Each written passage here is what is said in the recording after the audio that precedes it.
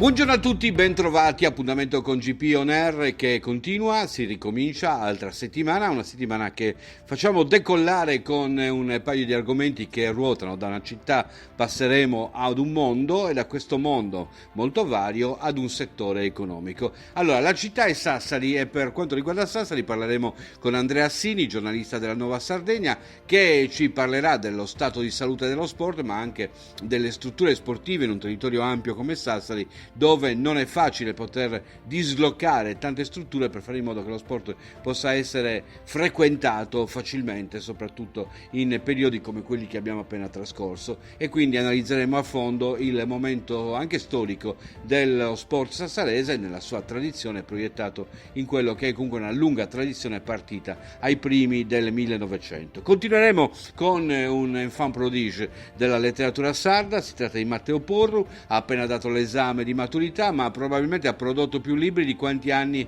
ha accumulato e lo sentirete nel suo racconto quanto romanticismo c'è in questa figura e quanto può essere una metafora la sua esperienza, un'infanzia difficile che ha fatto esplodere un talento straordinario che si sta esprimendo con tanti libri di grandissimo livello e con una sensibilità veramente fine che sta ridando anche vigore alla letteratura sarda. E concluderemo con un altro aspetto romantico della nostra terra, il vino, che stiamo scoprendo con le ricerche archeologiche, che ha avuto la sua culla probabilmente nel Mediterraneo proprio qui in Sardegna e che ha anche il suo sviluppo, le sue eccellenze. Parleremo della cantina di Sant'Adi, lo faremo con Lino Cani, che è il responsabile amministrativo appunto della cantina, che ci parlerà di quelle che sono le mode di oggi, di quelle che sono le nuove mode proiettate dal lockdown e anche degli sviluppi di mercato, oltre a farci una breve storia di quella che è stata la cantina di Sant'Adi e delle sue tappe, compresa la vincita dello scudetto con le Terre Brune.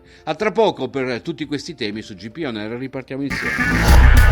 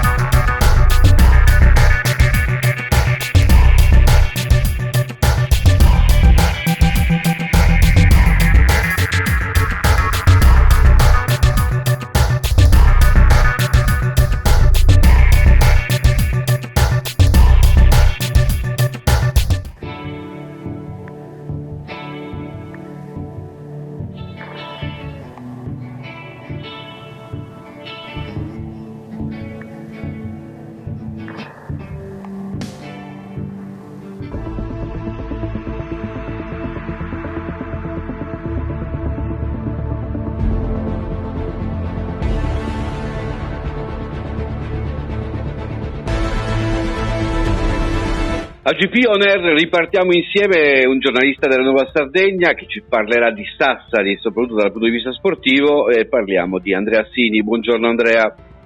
Ciao Vittorio. Come stai intanto?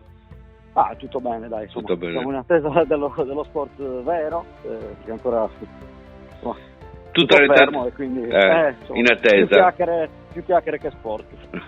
Senti, tu sei intanto uno studioso dello sport sassarese, fai parte, sei stato presidente per 10 anni della biblioteca popolare sassarese, giusto? Sbagliando? Sì. O meglio? Sì, no, per la precisione sì, sono stato per 10 anni presidente dell'associazione Memoria Storica Torresina, che ha creato dato vita alla biblioteca popolare dello sport. Stiamo parlando di una biblioteca che raccoglie libri che immagino affondano oltre il secolo, perché ricordiamolo che la Torres è nata ai primi del Novecento. Sì, la Torres è nata nel 1903, è una delle società sportive più antiche dell'isola, però noi insomma nella biblioteca non è che abbiamo solo, ovviamente non possiamo avere solo libri sullo sport sassarese, abbiamo un po' di tutto, abbiamo calcio, abbiamo basket, abbiamo golf, atletica, insomma è davvero una biblioteca dello sport con oltre 300 volumi ed è aperta al pubblico. Ora ovviamente siamo chiusi perché insomma il Covid ha tagliato le gambe un po' a tutto questo tipo di iniziative culturali, però insomma siamo attivissimi. Nel frattempo ci stiamo occupando per esempio di raccolte di sangue e altre attività insomma nel campo sociale. Siamo sempre attivi. Sempre attivi comunque. Senti, non hai citato il lancio del Giavellotto, c'è qualcosa relativamente a Carlo Clemente? che vado subito a studiare.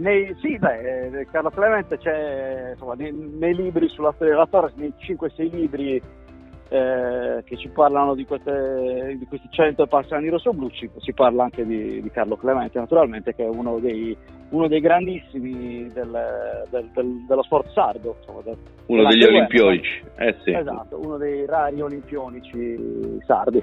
Sì. Senti Andrea, il momento dello sport sassarese, abbiamo visto nei giorni scorsi della crisi non crisi della Dinamo, sappiamo delle speranze della Torres di poter magari rientrare una volta che si concludono i play-out. Si discuterà di come avviare i campionati del prossimo anno, vedendo anche chi sarà in grado di starci nella possibilità di addirittura riuscire a conquistare una categoria. C'è una realtà come il Latte Dolce che sembra essere pronta a mettersi a disposizione per potenziare il calcio nel centro sassarese. Insomma, qual è lo stato di forma in questo momento dello sport a Sassari? Se parliamo di basket, ovviamente, al di là del tranquillo weekend di paura della settimana scorsa con l'addio poi rientrato di Pozzecco, insomma, per quanto riguarda il basket direi che la situazione è abbastanza florida, abbastanza rosea, e insomma, quest'ultimo decennio ha fatto, come dire, ha puntellato ulteriormente, ecco, la Sassari del basket. Quella del calcio vive in una sorta di limbo da un po' di anni, una sorta di vorrei ma non voglio, potrei ma non posso, perché poi avere due squadre in Serie D, una delle quali magari in questo momento leggermente più solida, ovvero il Latte Dolce, e l'altra che però è quella che attrae l'attenzione, che attrae il pubblico, che sta provando a rimettersi in piedi, non fa granché bene allo sport sassarese, perché poi in teoria avere un derby sarebbe anche carino, sarebbe interessante, c'è e interessa relativamente al sassarese. Il sassarese vorrebbe una gran bella Torres almeno in C, la vorrebbe subito. Il Latte Dolce ha le simpatie un po' di tutti, però è chiaro che è una realtà che non viene tifata, ecco, non è sotto la pelle dei miei concittadini. Certo, questo è uno dei dati di fatto. Senti, questi 3 mesi di chiusura, quanto hanno condizionato anche la pratica sportiva in genere? Tantissimo, perché insomma già a Sassari non ci sono troppe strutture, però nel momento in cui tutte le palestre sono chiuse, diciamo, intanto già quando si fermano le prime squadre, quando si fermano le squadre di punta, tutto il movimento sportivo soffre. In aggiunta, quando insomma anche dalla base viene bloccato ogni tipo di attività, poi anche ripartire è complicato. Qua si parla ora di tante società che, insomma, piccole, medio piccole, di tante discipline, che faranno grande fatica a rimettersi in piedi. In più c'è la grana del palazzetto, perché i lavori che inizieranno nei prossimi giorni, a prescindere da quanto dureranno, in ogni caso metteranno sulla strada molte piccole società di ginnastica, pugilato, che insomma ruotavano attorno alle piccole palestrine che ci sono all'interno della struttura del Palazzo Radimini. Quindi questo non fa altro che aumentare le difficoltà. Senti, c'è un problema strutture a Sassari che chiaramente ora si nota ancora di più, proprio per la ragione che hai detto tu, chiusura del palazzetto, e ci si rende conto che spazi appositi perché altri sport possano avere una loro indipendenza, una loro autonomia, non ce ne sono tantissimi. Sì, ci sono tante palestre di quartiere, le palestre scolastiche sono usate a metà, lo stadio è quello che è, perché l'acquedotto è decadente, ma come dire, è semplicemente è lo specchio più o meno della situazione calcistica cittadina. Se ci fosse probabilmente una Torres forte da tutti i punti di vista, lo stadio sarebbe diciamo, nella lista delle priorità dell'amministrazione, no? Insomma, come ristrutturazione, e idem il palazzetto, che pure è in buonissime condizioni, però era necessario allargarlo, e purtroppo tu sai bene che quando ci sono di mezzo lavori pubblici il rischio è quello di sapere quando è l'inizio dei lavori, la cantieramento, ma poi non sai mai quando il lavoro verrà completato. Speriamo che insomma, almeno questi i due impianti principali vengano sistemati. Per fortuna l'atletica sta un po' meglio, perché lo stadio di Tonino Siddi insomma, è in discrete condizioni, era stato ristrutturato non molti anni fa, quindi almeno quello, insomma, consente a chi pratica l'atletica leggera di avere un punto di riferimento. Noi abbiamo affrontato in questi ultimi giorni, in queste ultime settimane, il problema piscina. Esiste anche da voi? Guarda, a Sassari ci sono due ottime strutture a livello di acqua, sono quella di Rufangazzu e quella di Latte Dolce. Sono entrambe strutture pubbliche e funzionano, devo dire, credo che, se non sbaglio, sono affidate a privati come gestione, però funzionano abbastanza. Ora, Sassari non ha chiaramente la cultura magari cagliaritana della pallanuoto, eccetera, però il nuoto è praticato da tanti, anche da tanti giovani, e devo dire che anche a livello amatoriale si muove qualcosa. Ora, probabilmente se ce ne fosse una in più ci sarebbero anche più tesserati, se ci fosse una struttura in più, però da quel punto di vista non si sta malissimo. Molti non lo sanno, ma il comune di Sassari ha un'estensione per chilometri quadrati che va a far concorrenza a quella di Roma. Questo che problemi crea per lo sport? Secondo me crea molti problemi, soprattutto per le realtà periferiche, soprattutto per le borgate, perché a Sassari penso all'Argentiera e Porto Palma, che hanno sì pochissimi residenti, ma sono lontane 50 minuti di macchina dalla città. Penso a Totubella, che è più vicino ad Alghero che a Sassari ed è sospesa nel nulla della Nurra di Alghero, e quelle realtà secondo me sono quelle che soffrono maggiormente la grande tensione del comune di Sassari. Poi è chiaro che anche per la conformazione cittadina tutto quello che è lontano dal centro chiaramente soffre, è periferia a tutti gli effetti. La ripartenza può essere un'occasione per risolvere i problemi che c'erano prima? Tu parli a livello di impianti? Sì, anche, sì, soprattutto a livello di impianti. In teoria sì, dovrebbe essere l'occasione per fare un po' il punto della situazione, per resettare, per cercare finanziamenti. Da questo punto di vista noi a Sassari abbiamo un po' il vizio di lamentarci del fatto che i soldi si fermano, diciamo, non vanno oltre Viale Monastir, no? Non vanno molto più a nord. Forse da una parte è vero, però dall'altra è chiaro che a Cagliari c'è molta più progettualità, molte più idee, molta più voglia, molta più fretta, poi oltre che di metterle in campo anche di realizzarle. Quindi forse da questo punto di vista Sassari dovrebbe un po' smettere di piangersi addosso e pensare di farle le cose e basta, senza guardare poi gli altri. Secondo me quando ci sono le idee, ci sono i progetti e c'è la volontà di realizzarli, poi i soldi si trovano, se ne servono di più, se ne trovano di più, e il palazzetto lo dimostra. Il finanziamento iniziale non era sufficiente, però a livello sportivo c'era la necessità, a livello, a livello sociale c'era la pressione giusta e quindi sono saltati fuori altri soldi. Bene Andrea, con questa tua se vuoi filosofia giusta, secondo me condivisibile, cioè quella di non piangersi addosso e ripartire tutti insieme cercando di migliorare le cose, chiudiamo il collegamento e lo estendiamo comunque questo concetto un po' a tutti i settori che in questo momento soffrono, alcuni giustificati veramente da quella che è la crisi che è arrivata attraverso questi 3 mesi di chiusura e gli aiuti che stentano a decollare. Ti ringrazio tanto. Grazie a te Vittorio, è sempre un piacere, un abbraccio. Ciao Andrea. Ciao, a presto.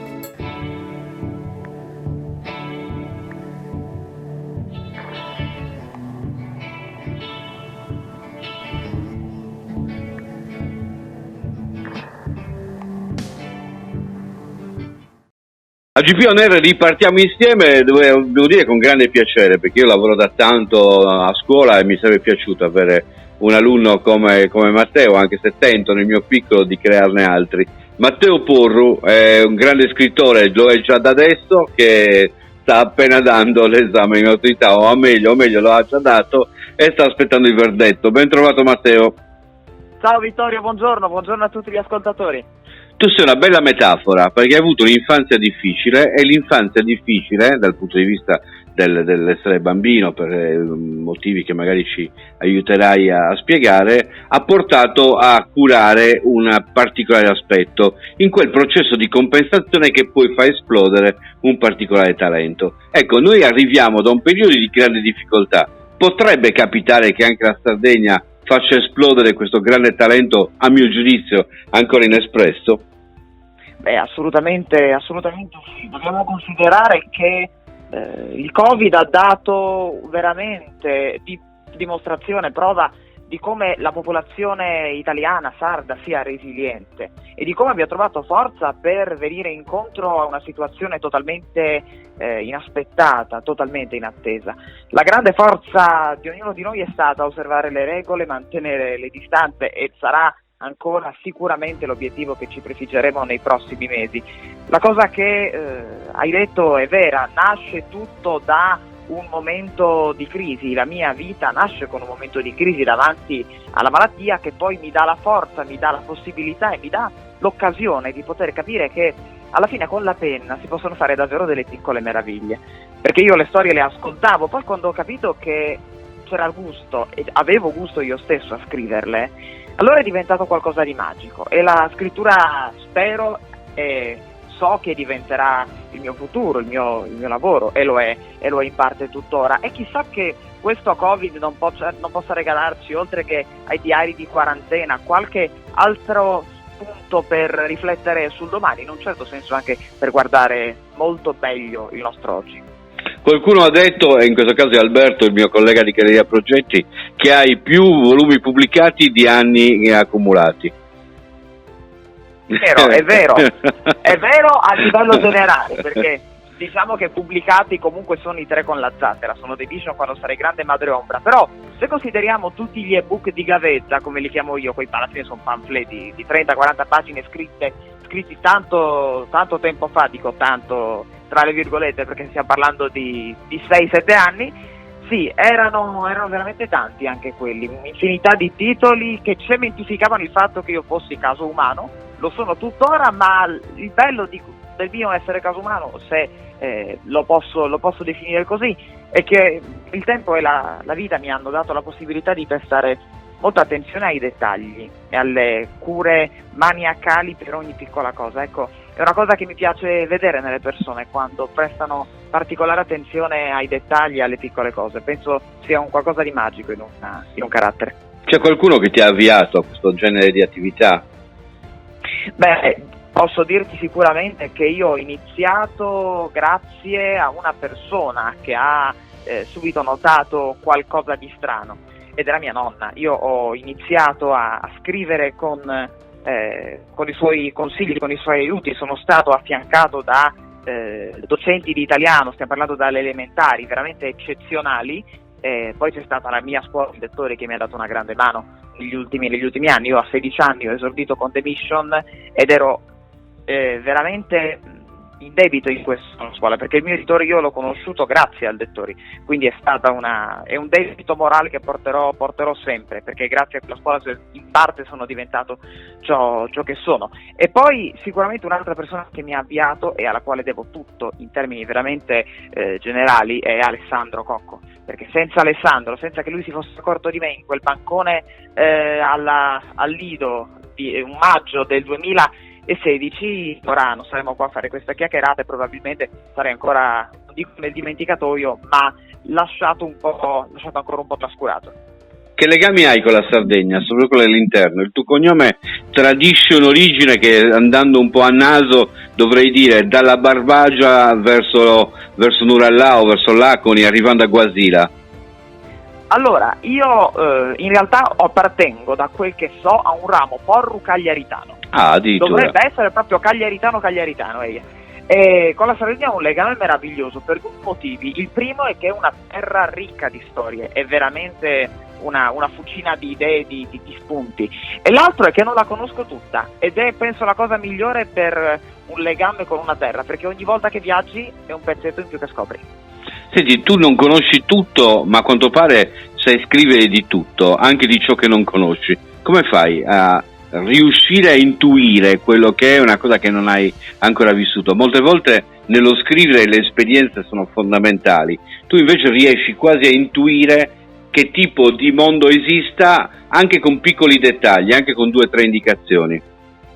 Sì, io parto sempre da un concetto: lo sconosciuto, l'ignoto non esiste. Qualunque situazione ha comunque un rimando a quello che sei tu, perché in ogni caso c'è un'analogia, c'è una similarità, c'è un aggancio che può riportarti a quello che tu conosci, a quello che tu sai, e poi in base a quell'indizio, a quello spunto, cerchi di girare intorno all'argomento e di conoscerlo meglio. Ti faccio l'esempio pratico: in Madreombra io racconto la storia di una ragazza cieca, di Lara, ed era un mondo che io ho conosciuto per, diciamo, analogia, facendo un esperimento di presentazione di libri, perché io presentai l'anno prima dell'uscita di Madreombra "Quando sarai grande", il libro precedente, a occhi chiusi davanti a una platea di non vedenti e di vedenti bendati, e fu un'esperienza meravigliosa che mi fece concentrare su un dettaglio su cui poi ho costruito Madreombra, cioè la sinestesia. Ognuno di noi è in grado di associare più categorie di emozioni e di renderle una sola, unica e inscindibile, e quindi fu un'illuminazione, perché dissi: ok,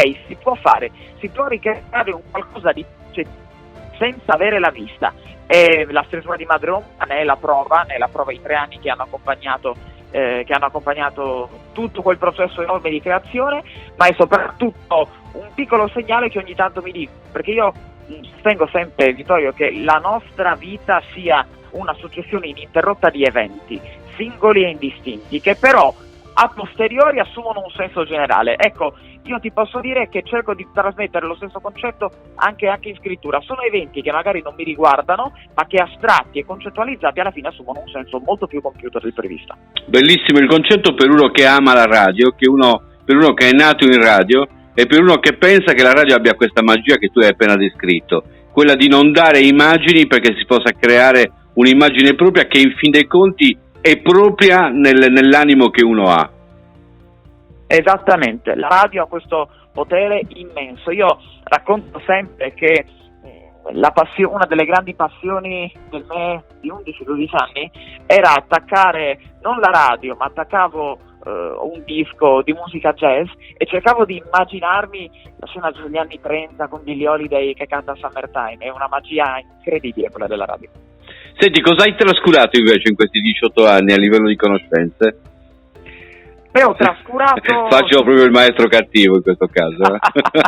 Guarda, ho trascurato tante cose, ma tante davvero. Io ho approfondito moltissimo, ovviamente, l'aspetto personale anche inerente alla letteratura, alla storia, alla filosofia, che sono le materie che mi interessano di più. Ho amato tantissimo il latino e il greco, perché ho appunto studiato al classico, al lettori, ma in un certo senso ho trascurato forse l'aspetto più umano, nel senso che ho fatto una scelta di vita. Io molto giovane, a 16 anni io ho deciso di diventare autore, e quindi in un certo senso ho trascurato la parte forse relazionale. Non ho ancora dato il primo bacio, è una cosa di cui non troverò mai un senso, perché non ce l'ho mai fatta. Sono stato innamorato tante volte, sono stato respinto tantissime volte, dover farmi l'elenco, un immenso elenco, però al contempo posso dirti che tutto quello che ho trascurato mi prefiggo di recuperarlo prima o poi, perché io ho un grande concetto, cioè che c'è tempo, c'è sempre tempo, e se il tempo viene usato per qualcosa, viene perso per qualcos'altro, ci sarà un recupero, perché alla fine il tempo di gioco di una partita non si misura nei tempi persi ma nei tempi giocati. C'è un libro da scrivere, Matteo, c'è un libro immenso da scrivere, perché dici delle cose che sono delle meraviglie pure. Starei ore e ore a parlare con te, perché poi per me che lavoro a scuola e cerco di costruire uomini liberi, sentirti così è un piacere immenso. Ti ringrazio tanto della disponibilità. Ti ringrazio io, te, Vittorio. Un abbraccio e buon lavoro, Matteo. Grazie, grazie mille. E speriamo che la nostra ripartenza sia come è stato il tuo rifiorire. Grazie mille. Grazie. Speriamo davvero. Ciao Matteo, ciao.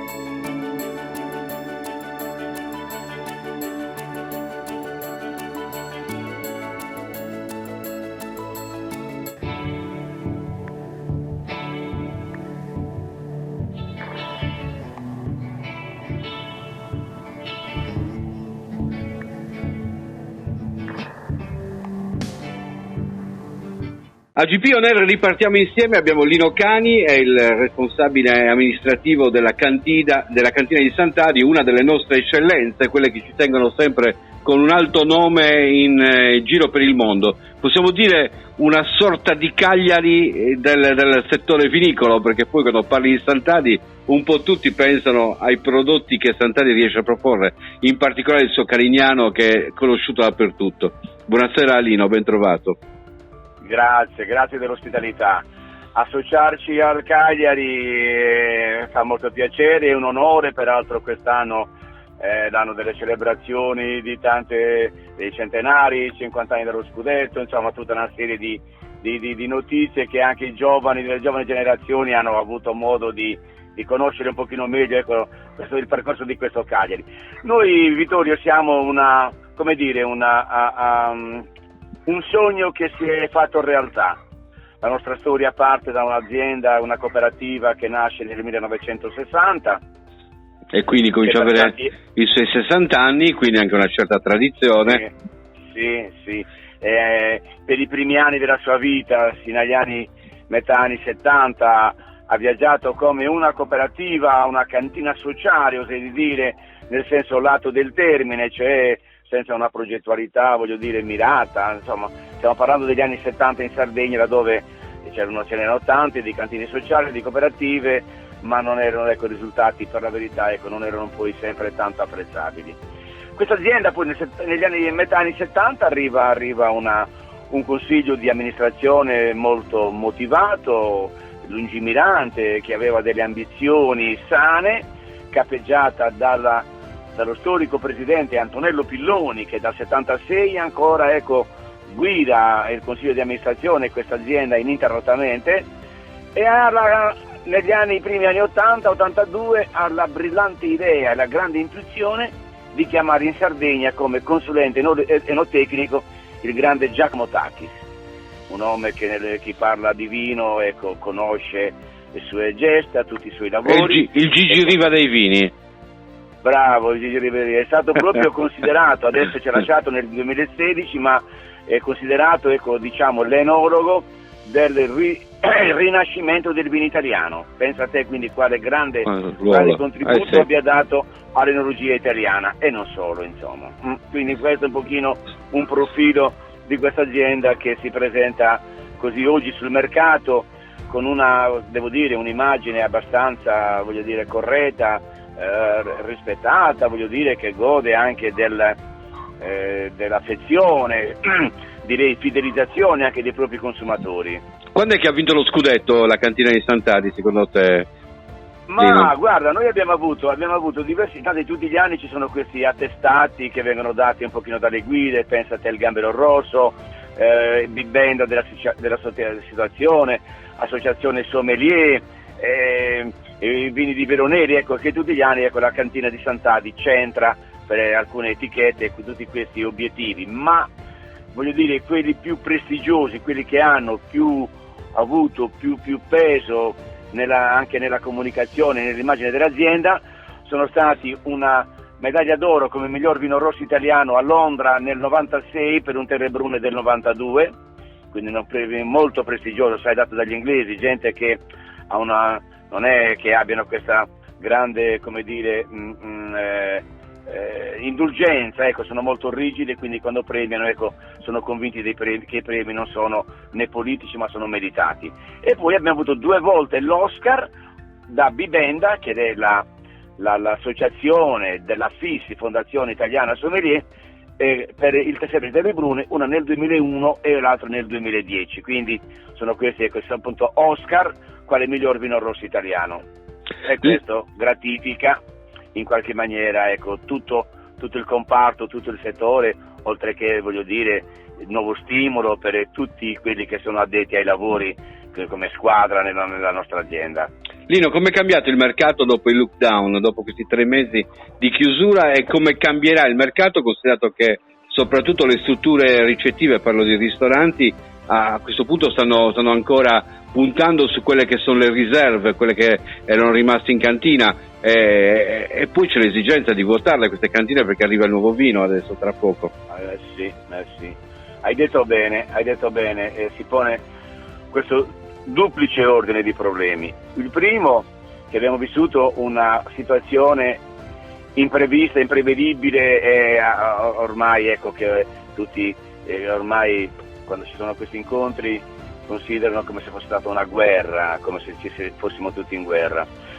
Molte aziende hanno sofferto più di altre perché pensa le aziende che si rivolgevano al mercato Horeca, per esempio, con hotel, ristoranti e bar completamente chiusi, è chiaro che le bottiglie non venivano aperte, mentre invece chi si rivolgeva magari a dei canali tipo la GDO piuttosto che l'e-commerce, che in questo periodo ha avuto anche un impulso e una vivacità importante, e quelli invece hanno venduto, probabilmente, certo, ha subito danni perché sai, l'invenduto sembra che sia ancora importante, ma soprattutto hanno pagato e pagheranno il prezzo più grosso quelle piccole e medie imprese che avevano prettamente il mercato dell'Horeca, e quindi è rimasto completamente il vino invenduto, e possiamo ormai considerare alle porte la nuova vendemmia, che dice hai spazi per stoccaggio, ma per poter stoccare devi avere vini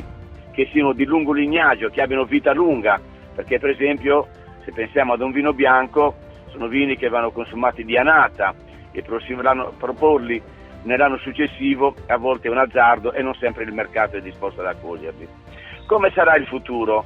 Non so, tutti parlano di prossima normalità, non so se potremo definirla ancora normale o se qualcosa sarà ancora come prima, non lo so. Certo è che ha aperto nuovi scenari questa vicenda, per esempio molte volte i canali, penso alla grande distribuzione, che a volte era considerata un pochino così non molto secondo piano, cioè esatto. Bravo, capito, dove invece oggi chiaramente è stata rivalutata, anche perché essendo gli unici luoghi laddove potevi, essendo appunto la filiera dell'agroalimentare quella ancora aperta, laddove la gente poteva consumare e comprare vino, tant'è che hanno avuto crescite anche a 2 cifre nelle vendite.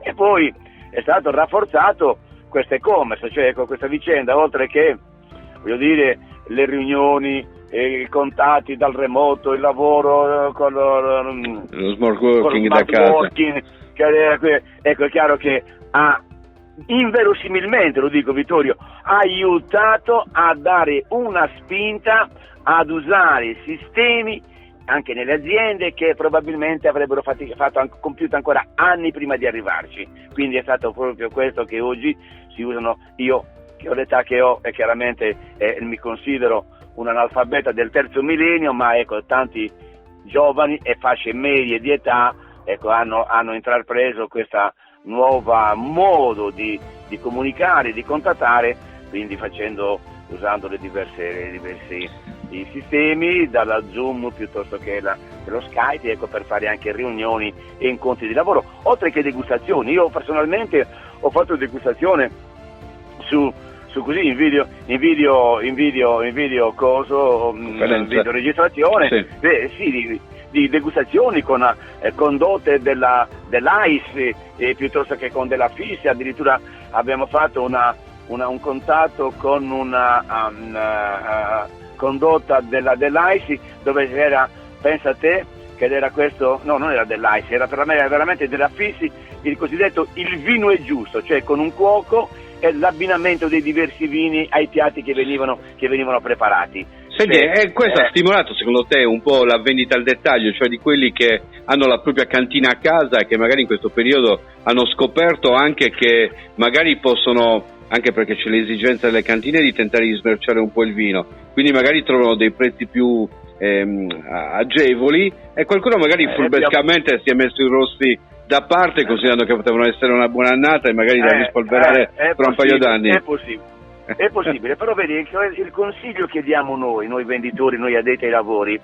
è anche questo perché vedi, se prendiamo un pochino il nostro mercato di riferimento e lo allarghiamo fuori dai confini nazionali e parliamo dell'Europa, Svizzera, Germania, ci sono delle abitudini che anche le bottiglie importanti vengono consumate fra le mura domestiche. Certo. In Italia Questo qui non avviene. Noi la bottiglia importante la apriamo al ristorante, per ragioni probabilmente che non hanno neanche molte volte un senso, ma di fatto avviene questo. La bottiglia che normalmente ci portiamo a casa è rarissima che ci sia la bottiglia importante. Io, per quanto mi riguarda, parlo del Terrebrune piuttosto che del Roccarrubia, ma invece magari si vendeva in quei canali che dicevamo prima, ecco, il Grotta Rossa e il Virassolai, come vino rosso e vino bianco. Mentre invece questa vicenda probabilmente, soprattutto non tanto nella grande distribuzione, ma come l'e-commerce, le vendite online, ecco, hanno avvicinato un pochino di ordinare e farti portare a casa anche le 2 bottiglie importanti. Risparmiando anche, lo possiamo dire, no? In questo rapporto diretto. Non so se il risparmio c'è stato, perché sai, chi vende online si fa pagare, perché hanno anche dei costi importanti nelle consegne, sai. Questi che fa tutte le consegne, certo, pensa che adesso c'è un'applicazione anche nel nostro cellulare che puoi trovarla, laddove se tu vuoi addirittura ti porta una bottiglia fresca a casa, già pronta per essere servita nel giro di mezz'ora. Quindi pensa a te quale oggi, come è cambiato il mondo. Probabilmente molte di queste abitudini resteranno, quindi il dopo è difficile capire. Io credo che come prima non tornerà più, intanto perché sono convinto di questo, fino a che non arriverà un qualcosa che ci metta al riparo da questa paura, da questo terrore che abbiamo. E quindi se non è un farmaco, che sia un vaccino, anche la ristorazione, adesso sì, c'è questa grande volontà di ripartire, però bisogna vedere se poi la gente, se tu, quando ti vedi lì al ristorante con un'altra faccia che magari non conosci, se puoi avere già un sospetto, no, chissà chi sarà, da dove viene e da dove non viene. E sai, sono tutte paure. Adesso ci vorrebbe una grande campagna di tranquillizzazione pari a quella che c'è stata del terrore che ci hanno imposto. Sono d'accordissimo con te, Lino, sono assolutamente d'accordo con te, e possiamo lanciare un messaggio: ripartiamo insieme bevendoci un buon vino in casa, lo ordiniamo, ce lo beviamo in casa, stiamo a casa, ma non rinunciamo al piacere del buon vino, perché in fin dei conti anche questo può essere una cosa che ci può riconciliare con il mondo. Infatti il messaggio poi, per completarlo, perché veramente sarebbe questo, che non trattiamoci bene solo in ristorante, trattiamoci bene anche a casa. Benissimo. Anche perché devo dire che oggi sentiamo tutta questa vicenda, tutti si sono ormai diventati chef, c'è gente che panificava a casa e si faceva la pizza, quindi cucinava quelle ricette. C'è stato proprio un movimento importante. Quindi cucinate bene, ma accompagnate con un buon vino. Ma bevete anche bene, per essere un pasto completo, va bene? Mangiare e bere bene. Grazie Lino, è stato un piacere anche per me. Per tutto, e anche io sono convinto, noi per dovere d'ufficio, caro Vittorio, abbiamo il dovere di vedere il bicchiere sempre mezzo pieno, per cui passerà, dai. Sì, devo dire anche noi in Sardegna vediamo il bicchiere anche mezzo vuoto, in modo da riempirlo sempre. Però va colmato subito, assolutamente. Grazie Lino, un abbraccio. E per gli auguri per tutto, ciao Vittorio. Grazie, ciao. Ciao. È tutto anche per oggi per GP On Air, ripartiamo insieme, appuntamento che si rinnova per mercoledì su Radio Supersound, produzione Galleria Progetti, mercoledì puntuali sempre alle ore 12. Grazie.